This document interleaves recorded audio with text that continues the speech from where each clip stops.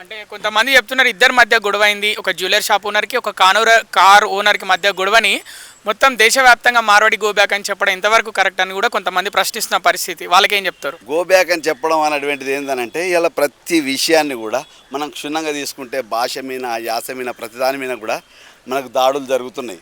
అందుకే మనోళ్ళు సహించలేకపోతున్నారు. ఇలా ప్రభుత్వాలు కూడా కొన్ని పార్టీలు కూడా ఏం చేస్తున్నాయంటే అది కాంగ్రెస్ పార్టీ కావచ్చు, బీఆర్ఎస్ పార్టీ కావచ్చు, ఇంకా అంతేకాకుండా బీజేపీ పార్టీ కావచ్చు, ఇలా వాళ్ళకి ఎవరైతే మార్వాడీలకు ఒత్తస్తు పలుకుతుర్రో ఉత్తర భారతదేశంలో ఉన్నటువంటి మార్వాడీలు కావాలో లేకపోతే తెలంగాణలో ఉన్నటువంటి హిందువులు కావాలో వాళ్ళు తేల్చుకోవాలి. కాబట్టి ఏంలా నుండి మన బతుకు మరగపాయే, ఏ లేదే వాడైనా బాధ తీరకపాయే, ఎన్నాళ్ళు ఎన్నెళ్ళు కన్నీళ్ళు కష్టాలు కొట్లాడి గెలవాలి రా తెలంగాణను సాధించుకోవాలని మనం పాటలు పాడుకున్నాం. కాబట్టి ఇలా మార్వాడీలు ఏందనంటే ప్రతి విషయంలో కూడా నాణ్యత అనేటువంటిది కూడా లేకుండా పోయింది.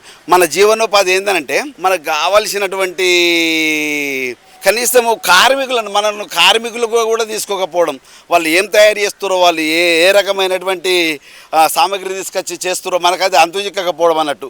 అలాంటివి తినడం వల్ల మనకేమవుతుందనంటే క్యాన్సర్ ముప్పు కూడా వాటిల్లుతుంది. వాళ్ళు ఏం కలుపుతుండ్రో వాళ్ళు తయారు చేసేటువంటి మిఠాయిలల్లో దీంట్లో అంటే అనారోగ్యానికి కూడా మనం గురైపోతున్నాం మనం.